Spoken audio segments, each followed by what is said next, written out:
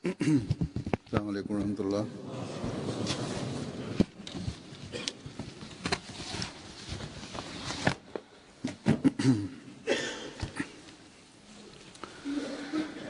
अशहदु अल्ला इलाहा इल्लल्लाह वहदहु ला शरीका लहु وأشهد أن محمدا عبده ورسوله أما بعد فأعوذ بالله من الشيطان الرجيم بسم الله الرحمن الرحيم الحمد لله رب العالمين الرحمن الرحيم مالك يوم الدين إياك نعبد وإياك نستعين اهدنا الصراط المستقيم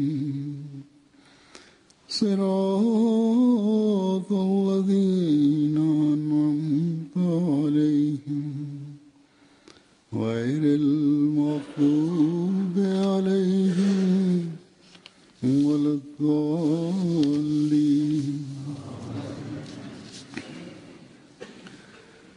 इस वक्त मैं ഞാനിപ്പോൾ ഹദ്രത്ത് മസീഹി മൗഊദ് അലൈഹിസ്സലാത്തു വസ്സലാമിന്റെ സഹാബാക്കളുടെ വിവിധ സംഭവങ്ങൾ കേൾപ്പിക്കുന്നതാണ്. ഇതിൽ ഹദ്രത്ത് മസീഹി മൗഊദ് അലൈഹിസ്സലാത്തു വസ്സലാമിൽ സഹാബാക്കളുടെ ദൃഢവിശ്വാസത്തിന്റെ സംഭവങ്ങളുണ്ട്. കൂടാതെ ഹദ്രത്ത് മസീഹി മൗഊദ് അലൈഹിസ്സലാത്തു വസ്സലാമിന്റെ ഗ്രന്ഥങ്ങൾ വായിച്ച് അത് സഹാബാക്കളുടെ ഹൃദയത്തെ സ്വാധീനിക്കുകയും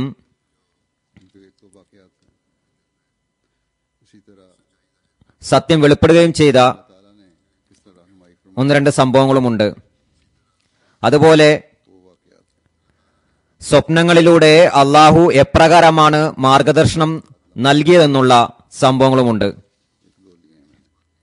ഓരോരോ സംഭവങ്ങളാണ്. സംഭവങ്ങൾ നീണ്ടതാണെന്ന കാരണത്താൽ ഒന്ന് രണ്ടെണ്ണമാണ് ഞാൻ എടുത്തിട്ടുള്ളത്. ഹദ്രത്ത് ഷേഖ് സൈനുൽ ആബദീൻ സാഹിബ് റളിയല്ലാഹു തആല അൻഹു നിവേദനം ചെയ്യുന്നു, ഒരിക്കൽ ഞങ്ങളുടെ സഹോദര പത്നി രോഗിയായി. കഠിനമായ രോഗമായിരുന്നു. ഇനി കാദിയാനിൽ പോകുന്നതല്ലാതെ മറ്റൊരു മാർഗവുമില്ലെന്ന് ഞങ്ങൾ ധരിച്ചു. അതായത് കാദിയാനിൽ കൊണ്ടുപോയി ഹദ്രത്ത് ഖലീഫത്തുൽ മസീഹ് അവലിനെ കൊണ്ട് ചികിത്സിപ്പിക്കാം, അല്ലെങ്കിൽ ഹദ്രത്ത് മസീഹി മൗഊദ് അലൈഹിസ്സലാത്തു വസ്സലാമിനോട് അഭ്യർത്ഥിക്കാം, അതോടൊപ്പം ദുആയും ചെയ്യിപ്പിക്കാം. പറയുന്നു, ഞങ്ങൾ പുറപ്പെട്ടു. മാതാവും കൂടെ ഉണ്ടായിരുന്നു, സഹോദരനും കൂടെ ഉണ്ടായിരുന്നു.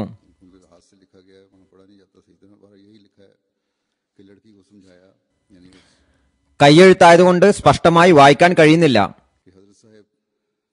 പറയുന്നു, വഴിമധ്യേ ഞങ്ങൾ രോഗിയായ ആ സ്ത്രീയോട് പറഞ്ഞു, ഹദ്രത്ത് സാഹിബ് എവിടെയോ പോയേക്കുകയാണ്, അതിനാൽ നിന്റെ ചികിത്സ മൗലവി നൂറുദ്ദീൻ സാഹിബിനെ കൊണ്ട് ചെയ്യിപ്പിക്കാം.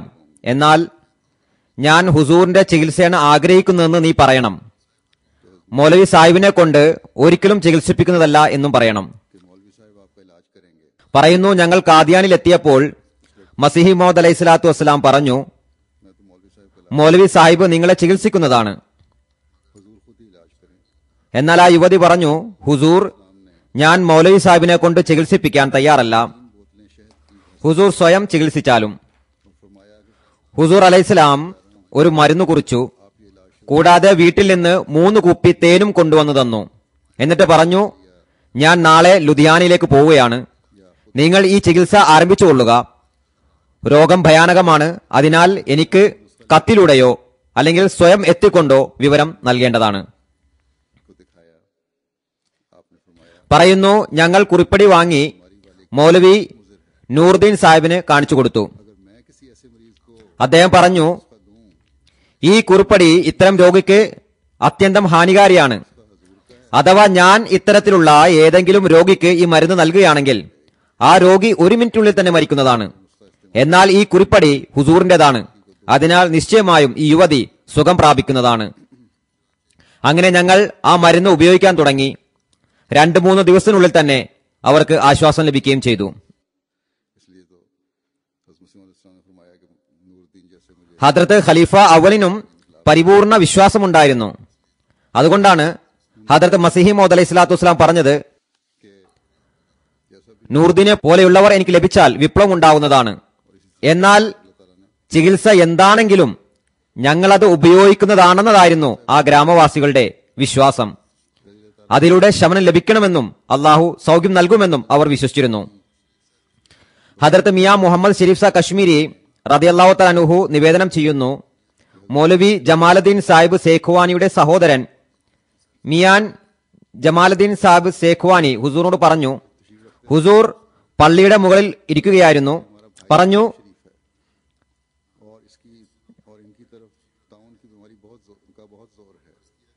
ഇത് ഞങ്ങളുടെ സഹോദരൻ മുഹമ്മദ് ഷെരീഫാണ്. ഇവരുടെ നാട്ടിൽ പ്ലേഗ് അതികഠിനമാണ്. അദ്ദേഹത്തിനു വേണ്ടി ദുആ ചെയ്താലും. ഹദ്രത്ത് മസീഹി മൗദ് അലൈഹി സ്വലാത്തു വസ്സലാം എന്നെ അഭിസംബോധന ചെയ്തുകൊണ്ട് പറഞ്ഞു, പ്ലേഗ് എങ്ങനെയാണ് ഉണ്ടാകുന്നത്? ഞാൻ പറഞ്ഞു, ആദ്യം എലി ചാകുന്നു. ഹുസൂർ പറഞ്ഞു, ഇത് അള്ളാഹുവിൽ നിന്നുള്ള നോട്ടീസ് ആകുന്നു. പിന്നീട് ഞാൻ പറഞ്ഞു, ഹുസൂർ, ചുവന്ന കുരു ഉണ്ടാകുമ്പോൾ ആ രോഗി രക്ഷപ്പെടുന്നു, മഞ്ഞക്കുരു ഉള്ളയാൾ രക്ഷപ്പെടില്ല. ഹുസൂർ പറഞ്ഞു, നിങ്ങൾ അവിടെ പോകാറുണ്ടോ? ഞാൻ ചോദിച്ചു, ഞാൻ അവിടെ പോകട്ടെ? പറഞ്ഞു, വിട്ടു നിൽക്കുന്നതാണ് ഉത്തമം. പൊതുവിൽ അവരുടെ അടുത്ത് പോകരുത്. എന്നാൽ വിശ്വാസമുള്ളവർക്ക് യാതൊരു അപകടവുമില്ല, അവർ പ്ലേഗിനാൽ മരിക്കില്ല. ഞാൻ ചോദിച്ചു, എന്റെ ഭാര്യ പ്ലേഗിനാൽ മരിച്ചു. ഹുസൂർ പറഞ്ഞു, എന്നിൽ പരിപൂർണ വിശ്വാസം അവർക്കില്ലെന്നാണ് മനസ്സിലാകുന്നത്. അഥവാ വിശ്വാസം ഉണ്ടായിരുന്നുവെങ്കിൽ ഇത്തരത്തിലുള്ള രോഗത്താൽ മരിക്കില്ലായിരുന്നു. പറയുന്നു, അവർ ബയ്യത്ത് ചെയ്തിരുന്നില്ലെന്ന് എനിക്ക് മനസ്സിലായി. തുടർന്ന് ഹുസൂർ പറഞ്ഞു, നിങ്ങൾ ഇസ്തിഗ്ഫാർ ഉരുവിട്ടുകൊണ്ടിരിക്കുക. ഞങ്ങളുടെ മുഴുവൻ കുടുംബവും രോഗബാധിതരായിരുന്നു. ഹുസൂറിന് ഞാൻ എഴുതിയപ്പോൾ ഹുസൂർ വീണ്ടും പറഞ്ഞു, ഇസ്തിഗ്ഫാർ ചൊല്ലുക. ഞങ്ങൾ അത് പ്രാവർത്തികമാക്കുകയും അള്ളാഹുവിന്റെ അനുഗ്രഹത്താൽ എല്ലാവരും രക്ഷപ്പെടുകയും ചെയ്തു. മിയാ മുഹമ്മദ് ഷെരീഫ് കശ്മീരി സാഹിബ് പറയുന്നു, മിയാൻ സിദ്ദിഖ് സാഹിബിന്റെ മകൻ ജമാലുദ്ദീൻ സാഹിബ് സേഖ്വാനി എന്നോട് പറഞ്ഞു, ഞാൻ ചിന്തിച്ചത് രാജാക്കന്മാർ വസ്ത്രങ്ങളിൽ നിന്ന് അനുഗ്രഹം തേടുമ്പോൾ രാജാക്കന്മാർ നിന്റെ വസ്ത്രങ്ങളിൽ നിന്ന് അനുഗ്രഹം തേടുന്നതാണെന്നത് ഹദ്രത്ത് മസീഹ് മൗഊദ് അലൈഹി സ്വലാത്തു വസ്സലാമിന്റെ ഇൽഹാമാണ്. പറയുന്നു, അപ്പോൾ നമുക്ക് അനുഗ്രഹം ലഭിക്കില്ലേ? അദ്ദേഹത്തിന്റെ കണ്ണിൽ നിന്ന് കണ്ണുനീർ ഒലിക്കുമായിരുന്നു. അദ്ദേഹം ഹുസൂറിന്റെ തലപ്പാവിന്റെ ഒരറ്റം കയ്യിലെടുത്ത് കണ്ണുകളിൽ തടവി. കണ്ണ് സുഖമായി. പറയുന്നു, എനിക്കും വേദനയുണ്ടായിരുന്നു കണ്ണുകളിൽ. ഞാനും ഒരറ്റം എന്റെ കണ്ണുകളിൽ തടവിയപ്പോൾ അത് ഭേദമായി. ഇനി ഹദ്രത്ത് മസീഹ് മൗഊദ് അലൈഹി സ്വലാത്തു വസ്സലാമിന്റെ ഗ്രന്ഥത്തിന്റെ പ്രഭാവത്തിന്റെ ഒരു സംഭവമാണ്. പ്രത്യുത 2 സംഭവങ്ങളുണ്ട്. മിയാൻ നൂറുദ്ദീൻ സാഹിബിന്റെ മകൻ ഹദ്രത്ത് മിയാ മുഹമ്മദ്ദീൻ സാഹിബ്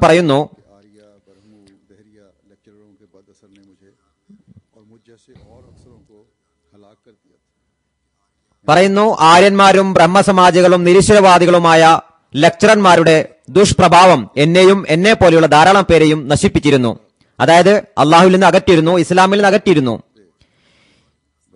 ഈ സ്വാധീനത്താൽ നിരർത്ഥകമായ ജീവിതം കഴിച്ചുകൂട്ടുകയായിരുന്നു. ബറാഹിനെ അഹമ്മദിയ വായിക്കുവാനായി ലഭിച്ചു. അപ്പോൾ അത് വായിക്കുവാൻ തുടങ്ങി. ഗ്രന്ഥം വായിക്കുവാനുള്ള തൗഫീക്ക് ലഭിച്ചു എന്നതും അള്ളാഹുവിന്റെ അനുഗ്രഹമാണ്. ധാരാളം പേർക്ക് അതിനുള്ള തൗഫീക്ക് ലഭിക്കാറില്ല. അവർ ഷാഢ്യ പ്രകൃതക്കാരായിരിക്കും. ഏതായാലും അള്ളാഹുവിന്റെ അനുഗ്രഹം ലഭിക്കണമായിരുന്നു. പറയുന്നു, എനിക്ക് ബറാഹിനെ അഹമ്മദിയ ലഭിച്ചു. വായിക്കാൻ തുടങ്ങി. വായിച്ച് വായിച്ച് ഞാൻ ദൈവാസ്തിക്യത്തിന്റെ തെളിവ് വായിക്കുമ്പോൾ 90-ാം പേജിലെ 2-ാം അടിക്കുറിപ്പിലും 149-ാം പേജിലെ 11-ാം അടിക്കുറിപ്പിലും എത്തിയപ്പോൾ എന്റെ നിരീശ്വര വിശ്വാസം അലിഞ്ഞില്ലാതായി. ഇത് റുഹാനി ഖസായിൻ 1-ാം വാള്യത്തിലെ 78-ാം പേജിലാണ്. 2-ാം അടിക്കുറിപ്പെന്നാണ് എഴുതിയിരിക്കുന്നത്. അത് തെറ്റാണ്. കാരണം മുമ്പ് അക്കങ്ങൾ ഉറുദുവിലാണ് എഴുതാറുണ്ടായിരുന്നത്. 2 അല്ല, അടിക്കുറിപ്പ് നമ്പർ 4 അതുപോലെ റുഹാനി ഖസായിൻ 1-ാം വാള്യത്തിലെ പേജ് നമ്പർ 153 ഈ ഉദ്ധരണി ഉള്ളത്. അത് 11-ാം അടിക്കുറിപ്പിലാണ് തുടങ്ങുന്നത്. 3-4 പേജ് മുന്നോട്ടുണ്ട്. അത് വായിക്കുമ്പോൾ അള്ളാഹുവിന്റെ അസ്തിത്വം വളരെ സ്പഷ്ടമാകുന്നു. ഏതായാലും അദ്ദേഹം പറയുന്നു, അവിടെ എത്തിയപ്പോൾ തന്നെ എന്റെ നിരീശ്വര വിശ്വാസം അപ്രത്യക്ഷമായി. ഉറങ്ങിക്കിടുന്നവരോ മരിച്ചവരോ ജീവനോടെ ഉയർത്തെഴുന്നേൽക്കുന്നത് പോലെ എന്റെ കണ്ണുകൾ തുറന്നു. തണുപ്പുകാലമായിരുന്നു. 1893 ജനുവരി 19-ാം തീയതിയായിരുന്നു. അർദ്ധരാത്രി സമയത്ത് ഞാൻ ഉണ്ടാകേണ്ടതാണ്, ഉണ്ടാകണം എന്ന അവസ്ഥയിലേക്ക് എത്തി. ഇവിടെ അള്ളാഹുവിന്റെ അസ്തിത്വത്തെക്കുറിച്ചാണ് പരാമർശിക്കുന്നത്. പറയുന്നു, അസ്തിത്വത്തിൽ വരുന്ന എല്ലാ വസ്തുക്കളുടെയും സൃഷ്ടാവ് ഉണ്ടാകേണ്ടതാണെന്ന ബോധം ഉണ്ടാകുന്നു. അതിനെ ഉണ്ടാക്കിയ ഒരാൾ ഉണ്ടാകേണ്ടതാണ്. അള്ളാഹുവിന്റെ അസ്തിത്വത്തിന് തെളിവായിട്ട് ഹദ്രത്ത് മസീഹ് മൗഊദ് അലൈഹി സ്വലാത്തു വസ്സലാം ഈ 2 വസ്തുതകളെയും സമർപ്പിച്ചിരിക്കുന്നു. ഉണ്ട് എന്ന വസ്തുത യഥാർത്ഥത്തിൽ അള്ളാഹുവിന്റെ അസ്തിത്വത്തിൽ ദൃഢവിശ്വാസം ജനിപ്പിക്കുന്നു. ഏതായാലും ഇത് വളരെ ഗഹനമായ വിഷയമാണ്. അതിന്റെ വിശദീകരണത്തിലേക്ക് കടക്കാൻ സാധ്യമല്ല. ബറാഹിൻ അഹമ്മദിയയിൽ എഴുതിയിട്ടുള്ളത് വായിക്കുക. പറയുന്നു, ഏതായാലും അദ്ദേഹം ഗ്രന്ഥം വായിക്കുകയായിരുന്നു. പറയുന്നു, അർദ്ധരാത്രിയായപ്പോൾ ഉണ്ടാകേണ്ടതാണ് ഉണ്ട് എന്ന സ്ഥലത്തെത്തിയപ്പോൾ വായിച്ച ഉടൻ തന്നെ തൗബ ചെയ്തു. തൗബയിലേക്ക് അതീവ ശ്രദ്ധ വന്നു. ഞാൻ തൗബ ചെയ്തു. തണുത്ത വെള്ളത്താൽ നിറഞ്ഞ പുതിയ കുടം പുറത്ത് മുറ്റത്തിരിക്കുന്നുണ്ടായിരുന്നു. ജനുവരി മാസത്തിൽ കുടത്തിലെ വെള്ളം എത്ര തണുത്തതായിരിക്കുമെന്ന് സങ്കല്പിക്കുക.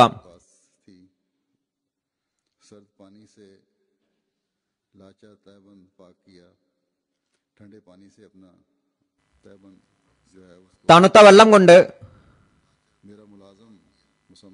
മുണ്ട് കഴുകി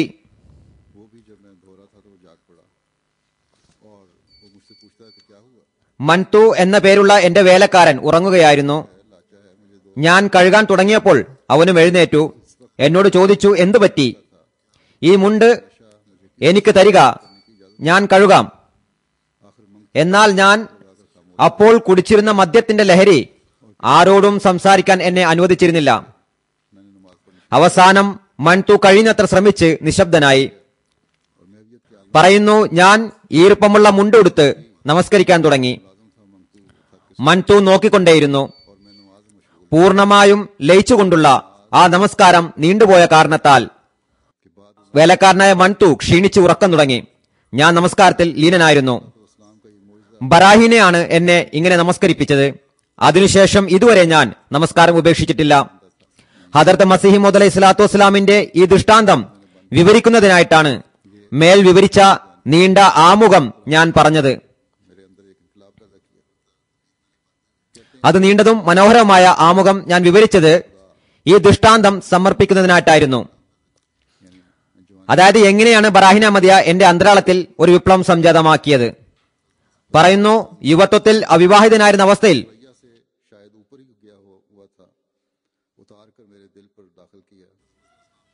ഒരുപക്ഷെ സുറയ്യേക്കാളും ഉയർന്നു പോയ വിശ്വാസത്തെ ഹദ്രത്ത് മസീഹ് മൗഊദ് അലൈഹി സ്വലാത്തു വസ്സലാം എന്റെ ഹൃദയത്തിലേക്ക് ഇറക്കുകയും മുസൽമാ റാ മുസൽമാൻ ബാസ് ഗർദൻ എന്നതിന്റെ സാക്ഷ്യപത്രവുമാക്കി. നിഷേധിയുടെ അവസ്ഥയിൽ ഞാൻ പ്രവേശിച്ച രാത്രിയുടെ പ്രഭാതം വിശ്വാസത്തിന്റെ അവസ്ഥയിലാണ് പൊട്ടുവിരിഞ്ഞത്. ബറാഹിന അഹമ്മദിയ വായിച്ചതുകൊണ്ട് ഏതൊരു ഇസ്ലാമിന്റെ അവസ്ഥയിലാണോ പ്രഭാതത്തിലേക്ക് പ്രവേശിച്ചത്, ഞാനപ്പോൾ ഇന്നലെ പ്രദോഷം വരെ ഉണ്ടായിരുന്ന ദീനിലായിരുന്നില്ല. പ്രകൃത്യ എന്നിൽ നല്ല ലജ്ജാശീലമുണ്ടായിരുന്നു. എന്നാൽ ദുർമാർഗികളുടെ സഹവാസത്തിൽ അത് കൈമോശം വന്നിരുന്നു. അതായത് തെറ്റായ ആളുകളുടെ സഹവാസത്തിൽ കഴിഞ്ഞ കാരണത്താൽ നഷ്ടപ്പെട്ടിരുന്നു. അള്ളാഹു തന്റെ ഔദാര്യത്താലും കാരുണ്യത്താലും ഹദ്റത്ത് മസീഹി മൗദ് അലൈഹി സ്വലാത്തു വസ്സലാമിന്റെ അനുഗ്രഹത്താൽ എനിക്ക് അതേ ലജ്ജാശീലം മടക്കി തന്നു. ഞാൻ അദ്ദേഹം സൂറ ഹുജറാത്തിലെ ഏഴാമത്തെ ആയത്തെന്നാണ് എഴുതിയിരിക്കുന്നത്. എന്നാൽ 8-9 ആയത്തുകളാണ്. അതായത് അല്ലാഹ ഹബ്ബബ ഇലൈക്കുമുൽ ഈമാന വസയ്യനഹു ഫീ ഖുലൂബിക്കും വകറഹ ഇലൈക്കുമുൽ കുഫ്ര വൽ ഫുസൂഖ വൽ ഇസ്യാന ഉലൈക ഹുമുർ റാഷിദൂൻ ഫദ്ലൻ മിനല്ലാഹി വനിഅമതൻ വല്ലാഹു അലീമുൻ ഹകീം. അല്ലാഹു സത്യവിശ്വാസത്തെ നിങ്ങൾക്ക് പ്രിയങ്കരമാക്കുകയും നിങ്ങളുടെ ഹൃദയത്തിൽ അത് ആകർഷകമാക്കുകയും ചെയ്തിരിക്കുന്നു. അവിശ്വാസവും ദുർമാർഗവും ധിക്കാരവും അവൻ നിങ്ങൾക്ക് വെറുക്കപ്പെട്ടതാക്കുകയും ചെയ്തിരിക്കുന്നു. അത്തരക്കാർ തന്നെയാണ് നേർമാർഗം പ്രാപിച്ചവർ. അള്ളാഹുവിൽ നിന്നുള്ള ഔദാര്യവും അനുഗ്രഹവുമാണിത്. അള്ളാഹു സർവജ്ഞനും യുക്തിജ്ഞനുമാകുന്നു. പറഞ്ഞു, വിശ്വസിച്ചതിനോടൊപ്പം തന്നെ വിശുദ്ധ ഖുർആന്റെ ശ്രേഷ്ഠതയും സ്നേഹവും എന്റെ ഹൃദയത്തിൽ കുടികൊണ്ടു. വിശ്വാസത്തിന്റെ തായ്വേരായ ശരീഅത്തിന്റെ ജ്ഞാനം കരസ്ഥമാക്കുന്നതിനുള്ള ചിന്തയും താൽപര്യവും എന്നിൽ നിലകൊണ്ടു. അതിനുശേഷം 1894 ഒരു പ്രാവശ്യം ബറാഹിന മദിയ വായിച്ചു തീർത്തു. തഹജ്ജുദ് നമസ്കാരത്തിന് ശേഷമായിരുന്നു വായന. പിന്നീട് ആയിനെ കമാലാത്തെ ഇസ്ലാം വായിച്ചു. അത് തൗസീ മറാമിന്റെ വിശദീകരണമായിരുന്നു. ഗുജറാത്ത് ജില്ലയിലെ കാരിയാൻ തഹസീലിലെ ബലാനി നിവാസിയായ ഹദ്രത്ത് ഖിബില മുൻഷി മിർസ ജലാലുദ്ദീൻ സാഹിബ് പെൻഷനർ മുൻഷി റിസാല നമ്പർ 12 2 മാസത്തെ അവധിയെടുത്ത് സിയാൽകോട്ട് ക്യാന്റിൽ നിന്ന് ബലാനിലെത്തി. ഞാൻ ബലാനിയിൽ പട്ടുവാരിയായിരുന്നു. അദ്ദേഹത്തിൽ നിന്ന് അഡ്രസ് വാങ്ങി ബയ്യത്തിനുള്ള കത്തെഴുതി. 1894 ഒക്ടോബറിൽ എനിക്കതിന്റെ മറുപടി ലഭിച്ചു. പ്രത്യക്ഷ ബയ്യത്തും അനിവാര്യമാണെന്നായിരുന്നു അതിലെഴുതിയിരുന്നത്. അങ്ങനെ 1895 ജൂൺ 5-ാം തീയതി മസ്ജിദ് മുബാറക്കിന്റെ മുകളിലുള്ള മാളികയുടെ വാതിൽപ്പടിയുടെ കിഴക്ക് ഭാഗത്ത് വെച്ച് ഹദ്റത്ത് സാഹിബിന് ബയ്യത്ത് ചെയ്തു.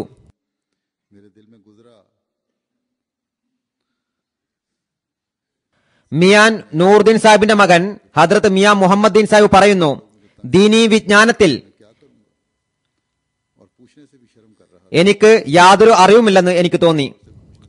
മൗലവിമാർ എന്നെ ബുദ്ധിമുട്ടിക്കുന്നതാണ്. ഞാൻ എന്ത് ചെയ്യും? ഹദ്റത്ത് മസീഹ് മൗദ് അലൈഹി സ്വലാത്തു വസ്സലാമിനോടോ മറ്റാരോടെങ്കിലോ ചോദിക്കുന്നതിൽ ലജ്ജ തോന്നിയിരുന്നു. ഹദ്റത്ത് മസീഹ് മൗദ് അലൈഹി സ്വലാത്തു വസ്സലാം ഞാൻ ചോദിക്കാതെ തന്നെ അതിന് മറുപടി നൽകി. പറയുന്നു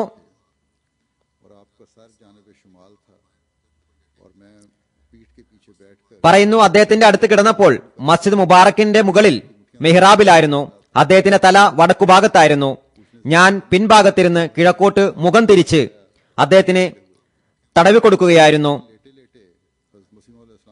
ചോദിക്കാൻ എനിക്ക് ലജ്ജയായിരുന്നു. എന്തായാലും ഇരുന്നപ്പോൾ ചിന്തയിൽ വന്നു. പറയുന്നു, കിടന്നുകൊണ്ട് ഹദ്റത്ത് മസീഹ് മൗദ് അലൈഹി സ്വലാത്തു വസ്സലാം എന്റെ നേർക്ക് മുഖം തിരിച്ചു.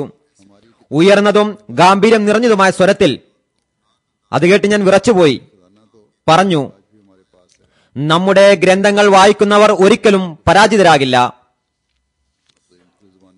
ഈ ഖജനാവ് ഇന്നും നമ്മുടെ പക്കലുണ്ട്. അത് കരസ്ഥമാക്കാൻ വായിക്കാൻ നാം ശ്രമിക്കേണ്ടതാണ്. ഇപ്പോൾ ധാരാളം ഗ്രന്ഥങ്ങൾ വ്യത്യസ്ത ഭാഷകളിൽ അള്ളാഹുവിന്റെ അനുഗ്രഹത്താൽ പരിഭാഷപ്പെടുത്തി കഴിഞ്ഞു.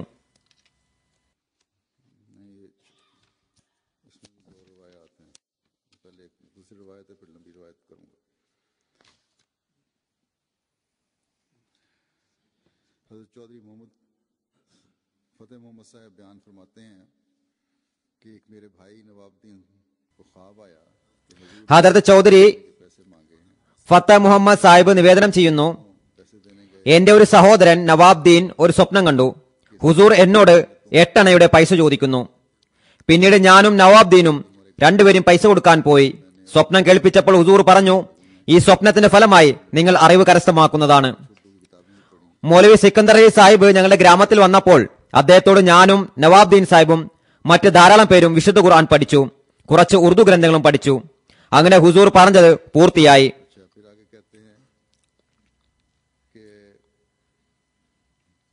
हमारे गांव में एक पीपल का दरख्त था जो हमने തുടർന്ന് പറയുന്നു, किया था और उस वक्त हमारे गांव में बीमारी ताउन थी। ഞങ്ങളുടെ ഗ്രാമത്തിൽ ഒരു അരയാൽ വൃക്ഷമുണ്ടായിരുന്നു. അത് ഞങ്ങൾ മിർസ നിസാമുദ്ദീൻ സാഹിബിന് വിറ്റിരുന്നു.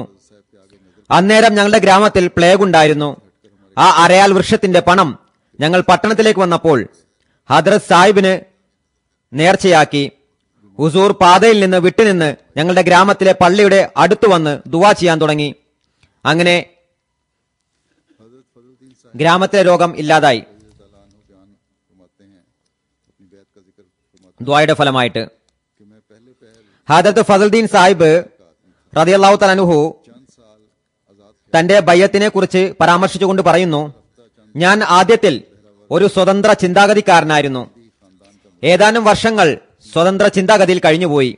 പിന്നീട് ഏതാനും സുഹൃത്തുക്കളുടെ സഹവാസത്തിന്റെ ഫലമായി ഞാൻ നക്ഷബന്ദി കുടുംബത്തിന്റെ ശിഷ്യനായി. കാരണം എന്റെ സുഹൃത്തുക്കളും നക്ഷബന്ദി കുടുംബത്തിലെ ശിഷ്യരായിരുന്നു. ഞങ്ങളുടെ മുർഷിദ് ഞങ്ങളുടെ തന്നെ ഗ്രാമത്തിലാണ് വസിച്ചിരുന്നത്. ഈ കുടുംബം സ്വയം തങ്ങളെ ശരീഅത്തിനെ അനുസരിക്കുന്നവരായി പറഞ്ഞിരുന്നു. തങ്ങളുടെ പരമ്പര ഹദർത്ത് അബൂബക്കർ സിദ്ദീഖിലേക്ക് ബന്ധിപ്പിച്ചിരുന്നു. അതിനാൽ ബയ്യത്തിന്റെ തുടക്കത്തിൽ എന്നോട് നമസ്കാരത്തിനും നോമ്പിനും ശക്തമായി നിഷ്കർഷിച്ചിരുന്നു. തഹജ്ജുദ് നമസ്കാരത്തിനും നിഷ്കർഷിച്ചിരുന്നു. തഹജ്ജുദ് നമസ്കാരം ഒരിക്കലും ഉപേക്ഷിക്കരുതെന്ന കൽപ്പനയും നൽകി. കാണുന്ന സ്വപ്നങ്ങൾ ആരോടും പറയരുതെന്ന കൽപ്പനയും അതിനൊപ്പം നൽകിയിരുന്നു. അക്കാലത്ത് ഞാൻ ധാരാളം സ്വപ്നങ്ങൾ കണ്ടിരുന്നു. അത് ഞാൻ ആരോടും പറഞ്ഞിരുന്നില്ല. इजाजत अपने मुर्शिद के बमा बीवी अमृतसर चला गया। കെട്ടിട നിർമ്മാണത്തിന്റെ ജോലിയായിരുന്നു ഞാൻ ചെയ്തിരുന്നത്. ജോലി കിട്ടാനില്ലാത്ത കാരണത്താൽ മുർഷിദിന്റെ അനുമതിയോടുകൂടി ഭാര്യാസമേതം അമൃത്സറിലേക്ക് പോയി. അവിടെ ഒരു വാടക വീട്ടിൽ താമസം തുടങ്ങി. അവിടെ തന്നെ ജോലിയും ചെയ്തിരുന്നു. 2 വർഷങ്ങൾക്ക് ശേഷം ഒരു ദിവസം ഞാൻ തഹജ്ജുദ് നമസ്കരിച്ച് ദിക്ർ ചൊല്ലിക്കൊണ്ടിരിക്കുന്ന വേളയിൽ എനിക്ക് മയക്കം വന്നു. ഞാൻ മുസല്ലയിൽ കിടന്നു. ഞാൻ സ്വപ്നത്തിൽ കാണുന്നു, ആകാശത്ത് നിന്ന് മനുഷ്യരൂപത്തിലുള്ള മലക്കുകളുടെ ഒരു സൈന്യം എന്റെ ചുറ്റും അല്പം ദൂരെയായി ചുറ്റുമിരുന്നു. ജനറലിന്റെ സ്ഥാനം വഹിക്കുന്ന ഒരു ഉദ്യോഗസ്ഥൻ എന്റെ സമീപത്ത് വന്നിരുന്നു. അദ്ദേഹം ഇരുന്നപ്പോൾ ആകാശത്ത് നിന്ന് അമൂല്യമായ ഒരു സിംഹാസനം ഇറങ്ങി. ആ കൂട്ടത്തിനു മധ്യത്തിൽ സിംഹാസനം വെച്ചു. മുഴുവൻ സൈന്യവും ബഹുമതിയോട് കൂടി എഴുന്നേറ്റ് നിന്നു. ഞാൻ നോക്കിയപ്പോൾ ആ അമൂല്യ സിംഹാസനത്തിൽ ഒരേ രൂപത്തിലുള്ള പ്രകാശിത രൂപത്തിലുള്ള 2 മാന്യന്മാർ ഇരിക്കുന്നുണ്ടായിരുന്നു. എങ്ങും അവരുടെ പ്രകാശം മാത്രമാണ് ഉണ്ടായിരുന്നത്. അപ്പോൾ എന്റെ സമീപത്തുണ്ടായിരുന്ന ഉദ്യോഗസ്ഥനോട് ഞാൻ ചോദിച്ചു, ഇവരാരാണ്? അപ്പോൾ അദ്ദേഹം പറഞ്ഞു, സിംഹാസനത്തിന്റെ വലതുഭാഗത്തിരിക്കുന്ന വ്യക്തി അള്ളാഹുവിന്റെ പ്രിയപ്പെട്ട മുഹമ്മദ് സല്ലല്ലാഹു അലൈഹി വസല്ലം ആകുന്നു. ഇടതുഭാഗത്തുള്ള വ്യക്തി മുഹമ്മദ് സല്ലല്ലാഹു അലൈഹി വസല്ലമയുടെ പ്രിയപ്പെട്ട ഇബ്നു മറിയമാണ്. ഞാൻ പറഞ്ഞു, ഇബ്നു മറിയം ഇസ്രായേൽ നബിയായ ഹദ്രത്ത് ഈസ അലൈഹി ഇസ്ലാമിന്റെ പേരാകുന്നു. അദ്ദേഹം പറഞ്ഞു, ഇതല്ല, അദ്ദേഹം മരിച്ചു കഴിഞ്ഞു. ഇത് മുഹമ്മദ് സല്ലല്ലാഹു അലൈഹി വസല്ലമയുടെ ഏറ്റവും പ്രിയപ്പെട്ട ഇബ്നു മറിയമാകുന്നു. അതിനുശേഷം റസൂൽ തിരുമേനി സല്ലല്ലാഹു അലൈഹി വസല്ലം സ്വന്തം പരിശുദ്ധ വാക്കുകളിൽ ആ ഉദ്യോഗസ്ഥനോട് പറഞ്ഞു, ഉച്ചസ്വരത്തിൽ ജനങ്ങളോട് പറയുക, നമ്മുടെ ഈ ഇബ്നു മറിയം വരുമ്പോൾ അദ്ദേഹത്തെ അനുസരിക്കേണ്ടത് അനിവാര്യമാണ്. അനുസരിക്കാത്തവൻ എന്നിൽ പെട്ടവനല്ല. അതിനിടയിൽ എന്റെ ഭാര്യ എന്നെ ഉണർത്തിക്കൊണ്ട് പറഞ്ഞു, സുബൈ ബാങ്ക് കൊടുത്തു. താങ്കൾ തഹജ്ജുദിന് ശേഷം ഒരിക്കലും ഉറങ്ങിയിട്ടില്ല. എഴുന്നേൽക്കുക, പള്ളിയിൽ നമസ്കാരത്തിനായി പോകുക. ഞാനപ്പോൾ ഭാര്യയോട്, നീ എന്നെ എന്തിനാണ് ഉണർത്തിയത് എന്ന് പറഞ്ഞ് ധാരാളം ക്ഷോഭിച്ചു. അടുത്ത ദിവസം ഞാൻ ഗ്രാമത്തിൽ പോയി. സ്വപ്നത്തിന്റെ എല്ലാ സംഭവങ്ങളും ഞാൻ എന്റെ മുർഷിദിനെ കേൾപ്പിച്ചു. അദ്ദേഹം പറഞ്ഞു, മുഹമ്മദ് റസൂലുള്ളാഹി സ്വല്ലല്ലാഹു അലൈഹി വസല്ലമയെ ദർശിക്കാൻ സാധിച്ച താങ്കൾക്ക് അഭിനന്ദനങ്ങൾ. എന്നിട്ട് പറഞ്ഞു, ഇനി നാം അന്യരുടെ ദേശത്തായിരിക്കും. ഉടൻ ഇബ്നു മറിയം ഇറങ്ങുന്നതാണ്. അതായത് സ്വപ്നത്തിന് വ്യാഖ്യാനം നൽകിയത് അന്യരുടെ ദേശത്തായിരിക്കുമെന്നും ഉടൻ ഇബ്നു മറിയം ഇറങ്ങുമെന്നുമായിരുന്നു. ഈ കാലഘട്ടം മസീഹ് മൗദിന്റെ തന്നെ കാലഘട്ടമാകുന്നു. അദ്ദേഹത്തെ പ്രാപിക്കാൻ സാധിക്കുന്നവർ ഭാഗ്യവാന്മാരാണ്. മുർഷിദ് ഈ മറുപടിയാണ് അദ്ദേഹത്തിന് നൽകിയത്. പറയുന്നു, അതിനുശേഷം ഞാൻ നദീജല വിഭാഗത്തിൽ മിസ്ത്രിയായി ജോലി ചെയ്തു. ആ ജോലി ഒരു ക്ലർക്ക് മുഖേനയായിരുന്നു കിട്ടിയത്. ആ ജോലിക്കിടയിൽ ഞാൻ ധാരാളം സ്വപ്നങ്ങൾ കണ്ടു. വിലക്കിയിരുന്ന കാരണത്താൽ, അതായത് മുർഷിദ് സ്വപ്നം ആരും പറയരുതെന്ന് വിലക്കിയിരുന്നു. അക്കാരണത്താൽ ഞാൻ ആരോടും പറഞ്ഞില്ല. 15-20 വർഷങ്ങളോളം ഞാൻ ജോലി ചെയ്തു. പിന്നീട് ജോലി ഉപേക്ഷിച്ച് സ്വഗ്രാമത്തിലെത്തി സ്വന്തം വീട്ടിൽ താമസിക്കാൻ തുടങ്ങി. അപ്പോൾ സ്വന്തം കുടുംബത്തിൽ നിന്ന് ഞങ്ങളുടെ ഉസ്താദും കഠിന അഹ്ലെ ഹദീസുമായിരുന്ന മൗലവി മുഹമ്മദ് ചിറാഗ് സാഹിബിനെ അഹമ്മദി ത്വരീഖിൽ കണ്ടു. അതായത് അദ്ദേഹം അഹമ്മദിയായിരുന്നു. എന്നോട് ഹദ്രത്ത് സാഹിബിന്റെ ജമാഅത്തിനെ സംബന്ധിച്ച് സംസാരിക്കാൻ തുടങ്ങി. എന്നാൽ ഞാൻ യാതൊരു താല്പര്യവും പ്രകടിപ്പിച്ചില്ല. കാരണം ഞാൻ ഫക്കീറുമാരിൽ വിശ്വസിക്കുന്നവനായിരുന്നു.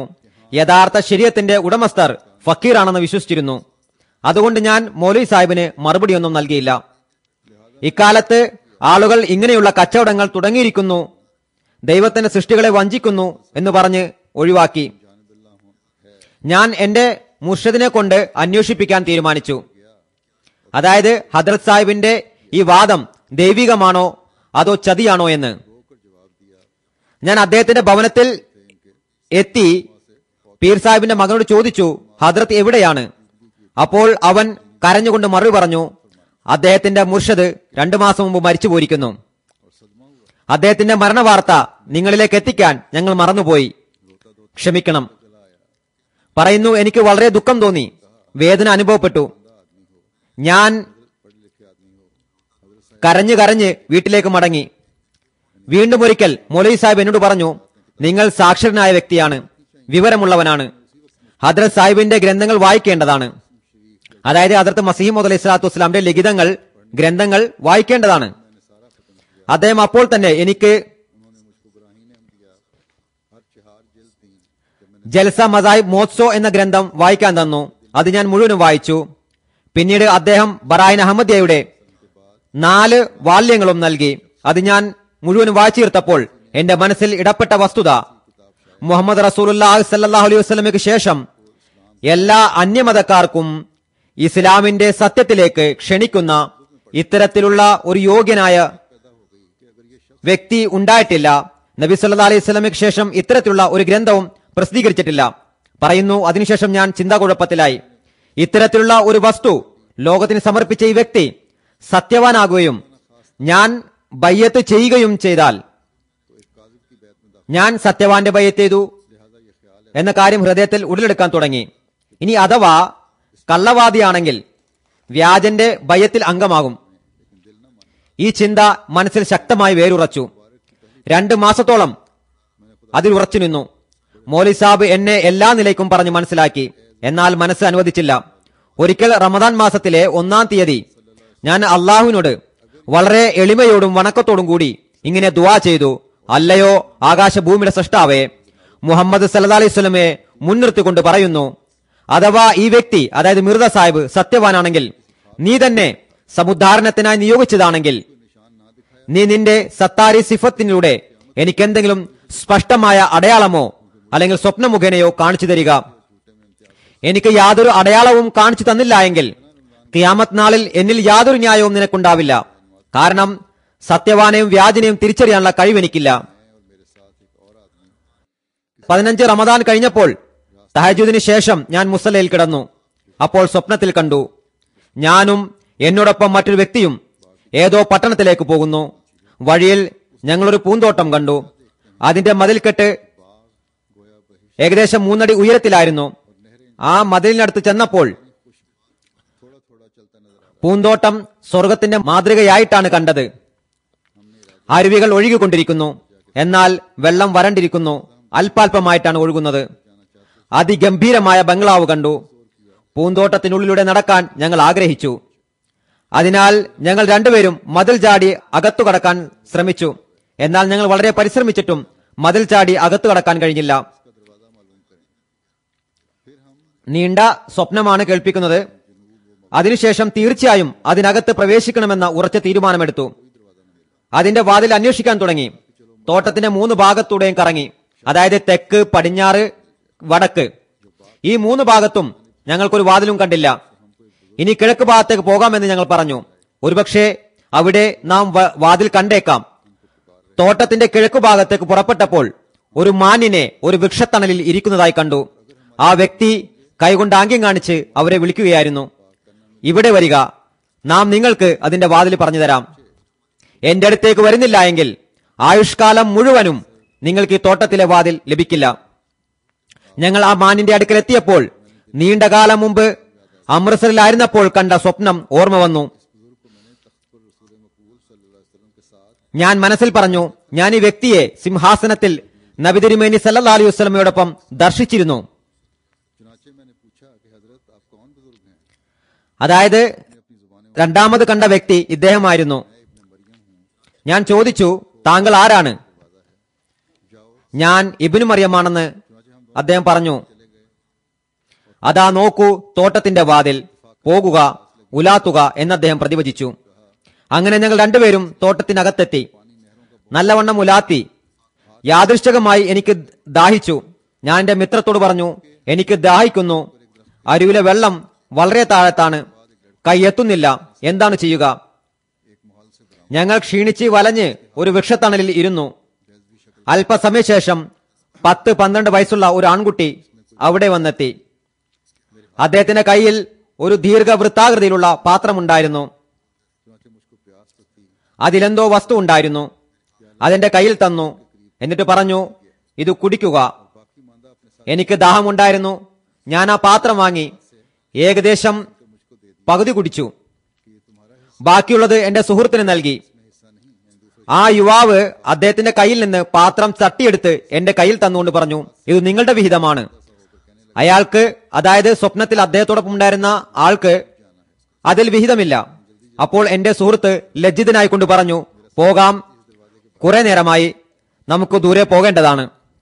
അങ്ങനെ ഞങ്ങൾ ധൃതിയിൽ വാതിലിനടുത്തേക്ക് വന്നു.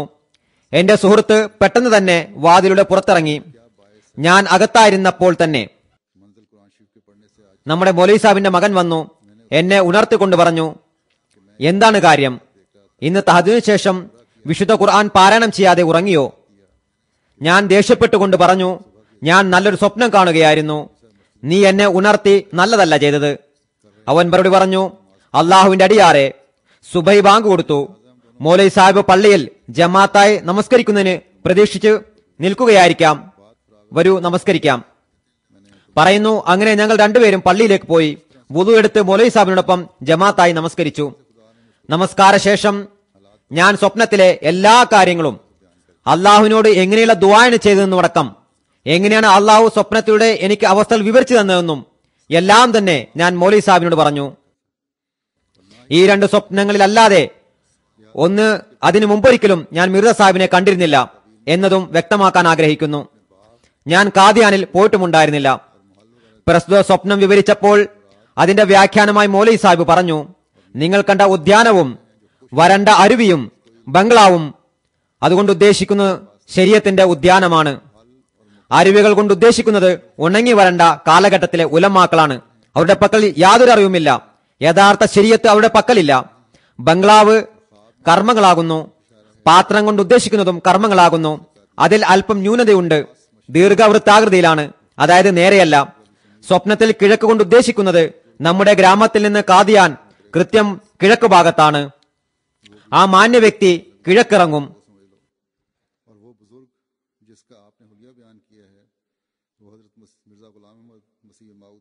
ഹദീസിന്റെ ഉദ്ധരണിയും കേൾപ്പിച്ചിരുന്നു. നിങ്ങൾ വർണ്ണിച്ച ആ മാന്യ വ്യക്തി ഹദ്രത്ത് മിർസ ഗുലാം അഹമ്മദ് മസീഹ് മൗദ് മെഹദി മസ്ഊദ് ആകുന്നു. കൈകൊണ്ടുള്ള ആംഗ്യം പറയുന്നത്, ഏതുവരെ നമ്മുടെ ജമാഅത്തിൽ പ്രവേശിക്കുന്നില്ലയോ അതുവരെ ഇസ്ലാമിന്റെ ശരീഅത്തിനെയും സ്വർഗത്തിന്റെ കവാടങ്ങളെയും കുറിച്ച് നിങ്ങൾക്ക് അറിവ് ലഭിക്കില്ല. നിങ്ങൾ അടയാളം ചോദിച്ചു, അള്ളാഹു നിങ്ങൾക്ക് അടയാളം നൽകി. പിന്നീട് അദ്ദേഹം പറഞ്ഞു, ജുമാ ദിവസം ഞങ്ങൾ കാദിയാനിൽ പോകുന്നതാണ്, താങ്കളും ഞങ്ങളോടൊപ്പം വരിക. അഥവാ നിങ്ങളുടെ സ്വപ്നമനുസരിച്ച് ആ വ്യക്തി മിർസ സാഹിബാണെങ്കിൽ വിശ്വസിക്കുക, അല്ലെങ്കിൽ യാതൊരു നിർബന്ധവുമില്ല. അങ്ങനെ ഞങ്ങൾ വ്യാഴാഴ്ച കാദിയാനിലേക്ക് പുറപ്പെട്ടു. ഞങ്ങൾ കാദിയാനിൽ എത്തിയപ്പോൾ എനിക്ക് കഠിനമായ പനി ബാധിച്ചു.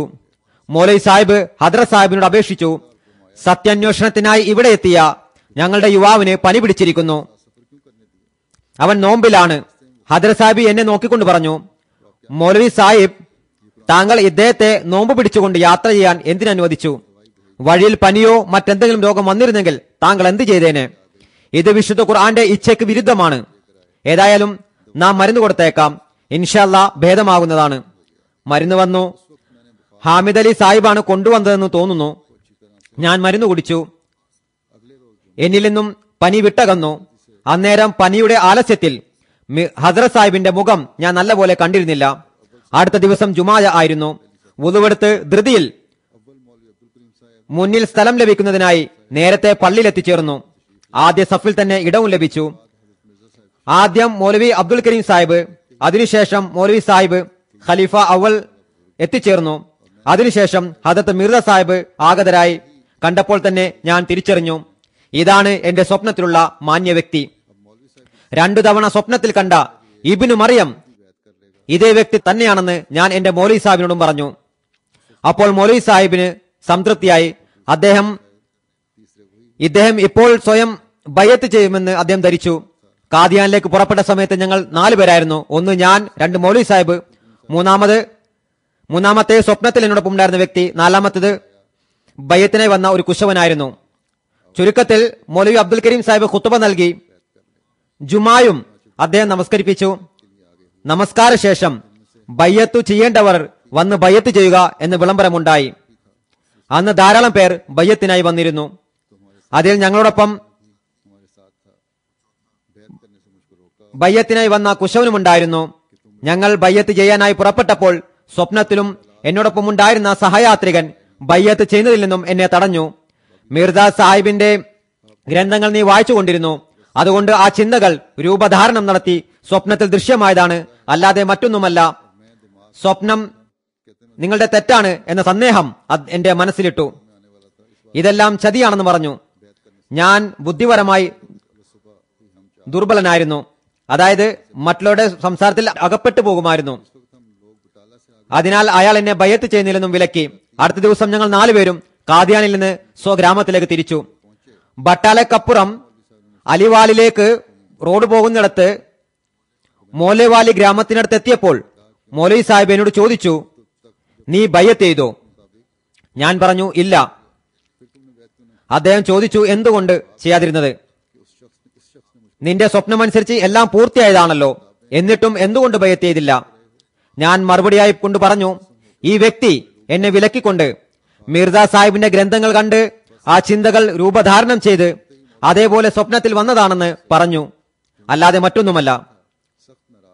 അത് കേട്ടപ്പോൾ മൗലവി സാഹിബ് ഞങ്ങൾ 2 പേരും ദേഷ്യപ്പെടാൻ തുടങ്ങി. അവർ എളാപ്പയും സഹോദരനുമായിരുന്നു. എന്നോട് പറഞ്ഞു, നമ്മുടെ ബന്ധം ഉസ്താദും ശിഷ്യനും എന്നുള്ളതായിരുന്നു, കുടുംബബന്ധമൊന്നുമില്ല. അസർ നമസ്കാരത്തിനടുത്ത് ഞങ്ങൾ ഗ്രാമത്തിലെത്തി. അതിനുശേഷം ഞാൻ 4-5 ദിവസം ഗ്രാമത്തിൽ കഴിച്ചുകൂട്ടി. എന്നാൽ മൗലവി സാഹിബ് ഞങ്ങളുടെ ദേഷ്യത്തിൽ തന്നെയായിരുന്നു. യാദൃശ്ചികമായി ഭാമടി എന്ന സ്ഥലത്ത് നിന്ന് ബാബു ജാൻ മുഹമ്മദിന്റെ കത്ത് എനിക്ക് വന്നു. ഞാൻ സ്ഥലം മാറിക്കൊണ്ട് ഹർച്ചുവാൾ നദിയുടെ ബംഗ്ലാവിലെത്തിയിരിക്കുന്നു. എന്റെ അടുക്കൽ ധാരാളം ജോലിയുണ്ട്. നിങ്ങൾ ജോലി ഉപേക്ഷിച്ച് വന്നിരിക്കുകയാണെന്ന് ഞാൻ അറിഞ്ഞു. അതിനാൽ കത്ത് കിട്ടിയ ഉടൻ ഭാമടിയിലോ അല്ലെങ്കിൽ ഹർച്ചുവാൾ നദി ബംഗ്ലാവിലോ എത്തുക. എന്റെ മനസ്സും ഉദാസീനമായിരുന്നു.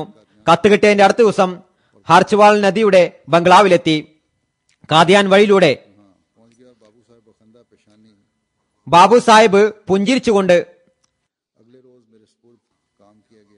എന്നെ സ്വീകരിച്ചു. അടുത്ത ദിവസം എനിക്ക് ജോലി തന്നു. ഞാൻ അതിൽ വ്യാപൃതനായി. 3-ാമത്തെ ദിവസം 3-ാമത്തെ സ്വപ്നം ഞാൻ കണ്ടു.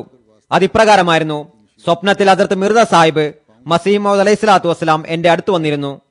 ഞാൻ സിംഹാസന രൂഢർക്ക് മുമ്പിലുള്ള ആചാരമനുസരിച്ച് ബഹുമാനത്തോടെ എഴുന്നേറ്റ് നിന്ന് കാല് തൊട്ടു വന്നിക്കുന്നതിനായി കുനിഞ്ഞു. എന്നാൽ ഹദ്റത്ത് സാഹിബ് സ്വന്തം പരിശുദ്ധ കൈകൾ കൊണ്ട് എന്നെ തടഞ്ഞു. എന്നിട്ട് പറഞ്ഞു, ഇത് ഷിർക്കാണ്. പിന്നീട് അദ്ദേഹം പറഞ്ഞു, നോക്കുക ഫദ്ലുദ്ദീൻ, നിങ്ങൾ അള്ളാഹുവിനോട് അടയാളം ചോദിച്ചിരുന്നു. എനിക്ക് സ്പഷ്ടമായ നിലയിലോ സ്വപ്നത്തിലൂടെയോ അടയാളം നൽകിയില്ലെങ്കിൽ ഖിയാമത്ത് നാളിൽ എന്റെ മേൽ യാതൊരു ന്യായവും ഉണ്ടായിരിക്കുന്നതല്ല. മസീഹ് മൗദിനെ എന്തുകൊണ്ട് വിശ്വസിച്ചില്ല എന്ന കാര്യത്തിൽ ഇപ്പോൾ നിനക്ക് അടയാളം ലഭിച്ചു. നിന്നിൽ ന്യായം പൂർത്തിയായി. ഇത്രയും പറഞ്ഞ് ആ മഹാത്മാവ് പുറപ്പെട്ടു. ഞാൻ സ്വപ്നത്തിൽ നിന്നും ഉണർന്ന് കരയാൻ തുടങ്ങി. അവസാനം എന്റെ കുപ്പായത്തിന്റെ കഴുത്ത് നനഞ്ഞു കുതിർന്നു. അന്നേരം തന്നെ ഞാൻ ബാബു സാഹിബിനെ അറിയിക്കാതെ നഗ്നപാതനായി കാദിയാനിലേക്ക് കുതിച്ചു. ഞാൻ ഓടുന്നത് കണ്ട് ഒരു വ്യക്തി ബാബു സാഹിബിനോട് പോയി പറഞ്ഞു, മിസ്ത്രി സാഹിബ് സ്വന്തം ഗ്രാമത്തിലേക്ക് ഓടുകയാണ്. അപ്പോൾ തന്നെ ബാബു സാഹിബ് കുതിര പുറത്തു കയറി എന്നെ പിന്തുടർന്നു. ഹർച്ച്വാൾ നദിയുടെ പാലത്തിനടുത്ത് എന്നെ തടഞ്ഞു. ചോദിച്ചു, എന്തു പറ്റി? അനുമതിയില്ലാതെ സ്വന്തം ഗ്രാമത്തിലേക്ക് ഓടിപ്പോവുകയാണോ? എന്തെങ്കിലും പ്രശ്നമുണ്ടോ? ഞാൻ പറഞ്ഞു, എന്നെ വിട്ടേക്കുക, ഞാൻ കാദിയാനിൽ പോവുകയാണ്, ഗ്രാമത്തിലേക്കല്ല.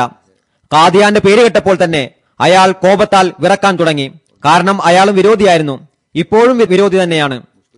അയാൾ വിടുന്നുണ്ടായിരുന്നില്ല. ഞാൻ വാശി പിടിക്കുകയായിരുന്നു. ഞാൻ സൗമ്യമായി പറഞ്ഞു, ബാബു സാഹിബ് എന്നെ പോകാൻ അനുവദിക്കുക, അല്ലെങ്കിൽ ഞാൻ ഇവിടെ തന്നെ മരിക്കും. കാരണം ഇതെന്റെ വരുതിയിലല്ല. ഒരു ശക്തനായ അസ്തിത്വം എന്നെ ബലാത്കാരമായി കൊണ്ടുപോവുകയാണ്. 3 ദിവസത്തിനു ശേഷം ഇവിടെ സന്നിധനായി കൊള്ളാം എന്ന് ഞാൻ ഉറപ്പു നൽകുന്നു. അങ്ങനെ അയാൾ എന്നെ വിട്ടു. മിർദ സാഹിബ് സത്യവാനാണെന്ന് ഞാൻ മനസ്സിൽ പറഞ്ഞുകൊണ്ടിരുന്നു. എന്റെ മനസ്സിലെ കാര്യം വെളിപ്പെടുത്തി. നിന്നിൽ ന്യായം പൂർത്തിയായി. അങ്ങനെ ഞാൻ കാദിയാനിലെത്തി. ഇപ്പോൾ അവിടെയുള്ള ഗ്രന്ഥ ഡിപ്പോയുടെ പിന്നിൽ പ്രസ്സായിരുന്നു. കിണറിനടുത്ത് അവിടെ മിർദ ഇസ്മായിൽ പ്രസിൽ ജോലി ചെയ്യുന്നുണ്ടായിരുന്നു. അദ്ദേഹത്തോട് പറഞ്ഞു, എനിക്ക് മിർദ സാഹിബിനെ കാണണം. അദ്ദേഹം പറഞ്ഞു, ലുഹർ നമസ്കാര സമയത്ത് മസീം മുബാറക്കിലെത്തും, അവിടെ വെച്ച് കാണുക.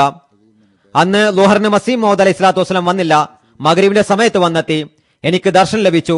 പറഞ്ഞു, ഹുസൂർ എനിക്ക് ബയ്യത്ത് ചെയ്യണം. ഹുസൂർ പറഞ്ഞു, 3 ദിവസത്തിന് ശേഷം ബയ്യത്ത് വാങ്ങുന്നതാണ്.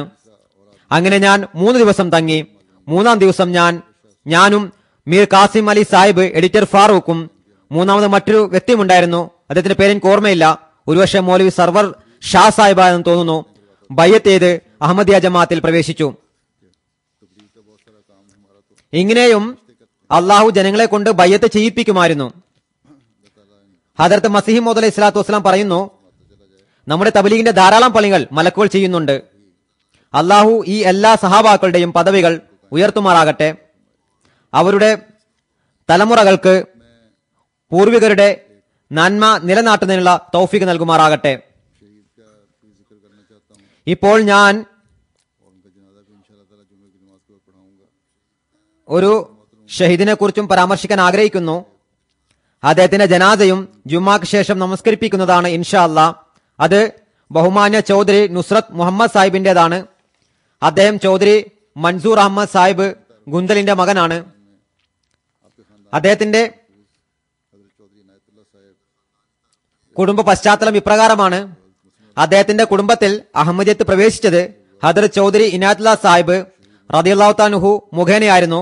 അദ്ദേഹം ഹദരത്ത് മസീഹ് മൗഊദ് അലൈഹി സ്വലാത്തു വസ്സലാമിന്റെ സഹാബിയായിരുന്നു.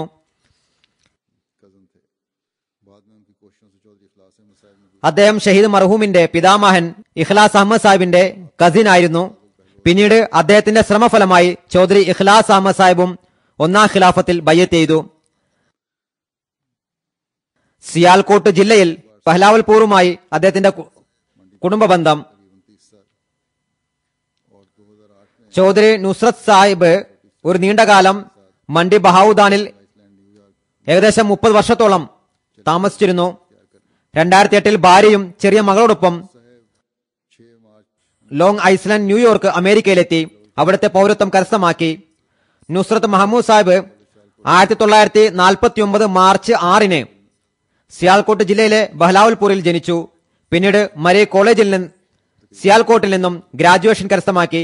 പിന്നീട് മണ്ഡി ബഹാവുദ്ദീനിലെ പഞ്ചസാര മില്ലിൽ ജോലി നോക്കി. ഏകദേശം 35 വർഷത്തോളം മാനേജറായി അവിടെ ജോലി ചെയ്തു. പിന്നീട് അമേരിക്കയിലേക്ക് താമസമാക്കി. ഞാൻ പറഞ്ഞതുപോലെ അദ്ദേഹം സെപ്റ്റംബറിൽ തന്റെ ചെറിയ മകൾ ഷാഹിദ മഹമൂദ സാഹിബയുടെ വിവാഹ സംബന്ധമായി പാകിസ്ഥാനിൽ എത്തിയതായിരുന്നു അമേരിക്കയിൽ നിന്ന്. 2012 ഒക്ടോബർ 5-ന് ഷാഹിദ മഹമ്മൂദ് സാഹിബയുടെ വിവാഹം നടന്നു. വിവാഹത്തിന് ശേഷം 3-ാം ദിവസം ഷഹീദാക്കപ്പെട്ട സായിദ് ഫറൂഖ് സാഹിബ് ഷഹീദുമായി. അദ്ദേഹം ഫറൂഖ് അഹമ്മദ് സാഹിബ് ഗൽവാന്റെ മകനായിരുന്നു.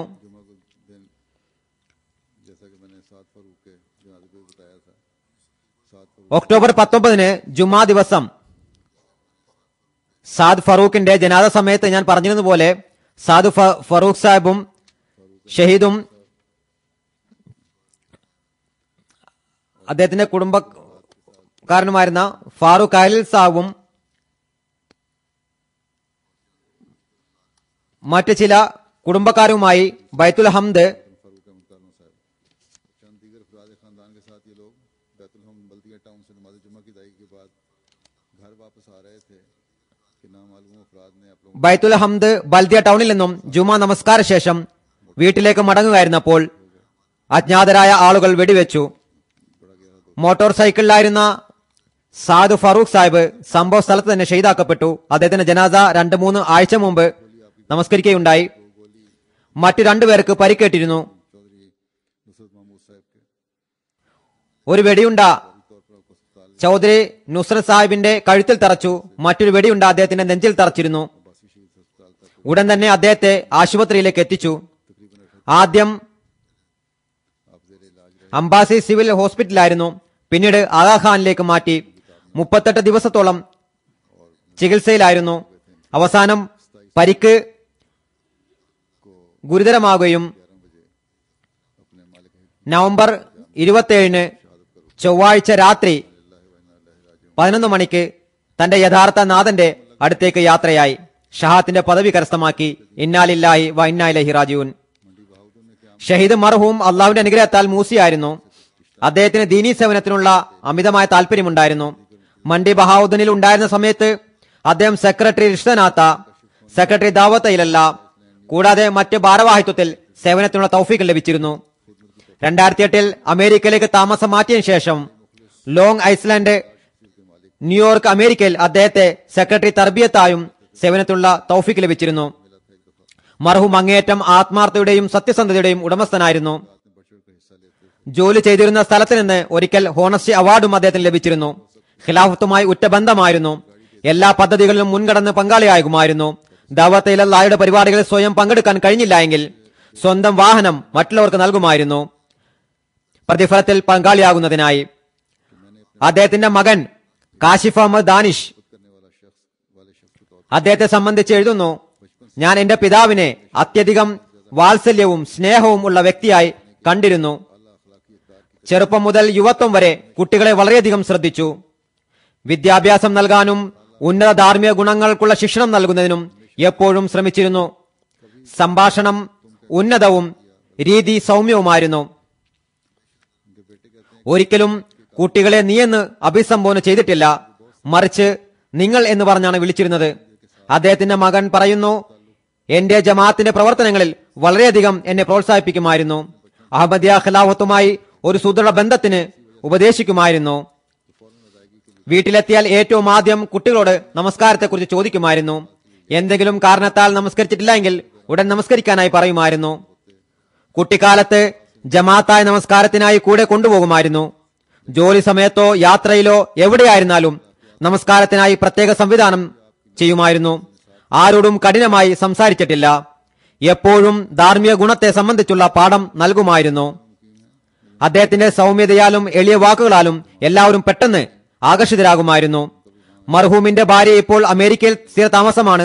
ഇവിടെ വന്നിരുന്നു, എന്നാൽ പിന്നീട് സുഖമില്ലാതായപ്പോൾ മടങ്ങിപ്പോയി. അവരും ചികിത്സയിലാണ്. ദുആ ചെയ്യുക, അള്ളാഹു അവർക്ക് സൗഖ്യം നൽകുമാറാകട്ടെ. അദ്ദേഹത്തിന്റെ മകൻ കാശിഫ് അഹമ്മദ് ദാനിഷ് കാനഡയിലാണ് താമസം. അവിടെ കാനഡയുടെ നായിബ് സദർ ഖുദ്ദാമുൽ അഹമ്മദിയായി സേവനം ചെയ്യുന്നു. മർഹൂമിന് 3 പെൺകുട്ടികളുണ്ടായിരുന്നു. ഏറ്റവും ചെറിയ മകൾ സാദ് ഫാറൂഖ് സാഹിബിന്റെ വിധവയാണ്.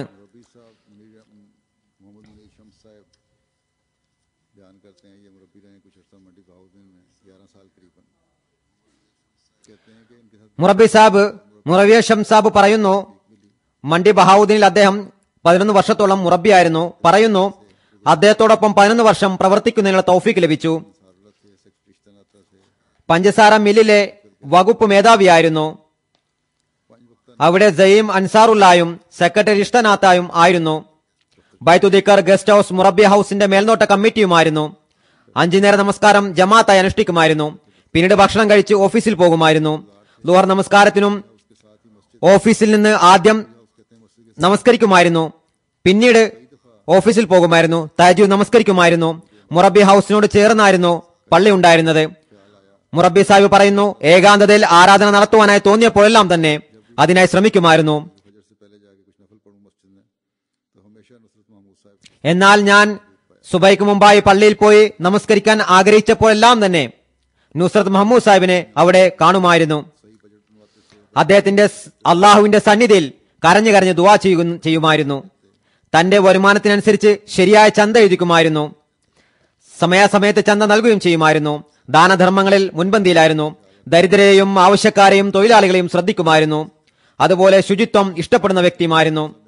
മറ്റു ശുചീകരണത്തോടൊപ്പം ഗസ്റ്റ് ഹൗസ് തുടങ്ങിയവയും വൃത്തിയാക്കുമായിരുന്നു. പ്രഭാത സവാരിക്കായി എന്റോടൊപ്പം വരുമായിരുന്നു. അന്നേരം ഒരിക്കലും തന്നെ ഭൗതിക കാര്യങ്ങൾ സംസാരിച്ചിരുന്നില്ല. എപ്പോഴും തബ്ലീഗിപരമായതും ജമാഅത്തിപരമായ കാര്യങ്ങളായിരുന്നു സംസാരിച്ചിരുന്നത്.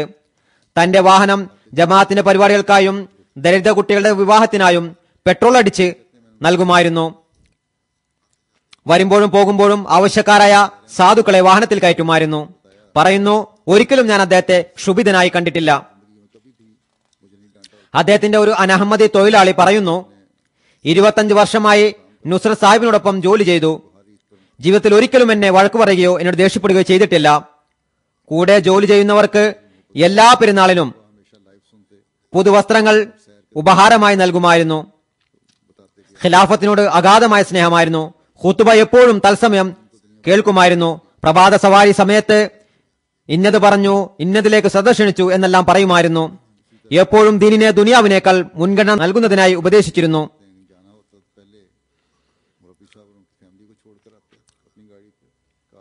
മുറബി സാഹിബ് പറയുന്നു, ഏതെങ്കിലും അവസരത്തിൽ എവിടെയെങ്കിലും പോകേണ്ടി വന്നാൽ ആദ്യം മുറബി സാഹിബിനെയും ഫാമിലിയെയും ചെന്നാക്കുമായിരുന്നു കാറിൽ. പിന്നീട് സ്വന്തം ഫാമിലിയെ കൊണ്ടുപോകും. സൽക്കാരങ്ങളിൽ സാധുക്കളെ നിശ്ചയമായും വിളിക്കുമായിരുന്നു. അള്ളാഹു അദ്ദേഹത്തിന്റെ പദവികൾ ഉയർത്തിക്കൊണ്ടുപോകുമാറാകട്ടെ. അദ്ദേഹത്തിന്റെ സന്താനങ്ങൾക്ക് അദ്ദേഹത്തിന്റെ നന്മകൾ നിലനിർത്തിക്കൊണ്ടുപോകുന്നതിനുള്ള തൗഫീഖ് നൽകുമാറാകട്ടെ. അള്ളാഹു പാകിസ്ഥാനിലെ ഓരോ അഹമ്മദിയെയും അഹമ്മദിയത്തിന്റെ ശത്രുക്കളുടെ എല്ലാ ആക്രമണങ്ങളിൽ നിന്നും സംരക്ഷിക്കട്ടെ. തന്റെ പ്രത്യേക കാരുണ്യം ചുരിഞ്ഞുകൊണ്ട് വിജയത്തിന്റെയും സഹായത്തിന്റെയും ദൃശ്യം കാണിക്കുമാറാകട്ടെ. ഞാൻ പറഞ്ഞതുപോലെ ഈ ദിനങ്ങളിൽ ദുആയിൽ കൂടുതൽ ശ്രദ്ധിക്കുക.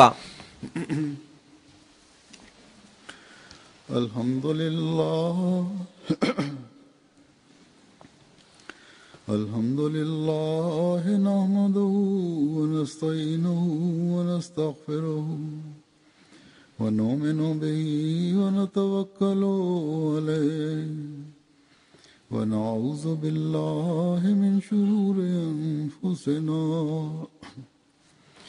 ومن سيئات أعمالنا من يهده الله فلا مضل له ومن يضلله فلا هادي له ونشهد أن لا إله إلا الله ونشهد أن محمدا عبده ورسوله عباد الله رحمكم الله إن الله يأمر بالعدل والإحسان وإيتاء ذي القربى وينهى عن الفحشاء والمنكر والبغي يعظكم لعلكم تذكرون اذكروا الله يذكركم وادعوه يستجب لكم ولذكر الله أكبر.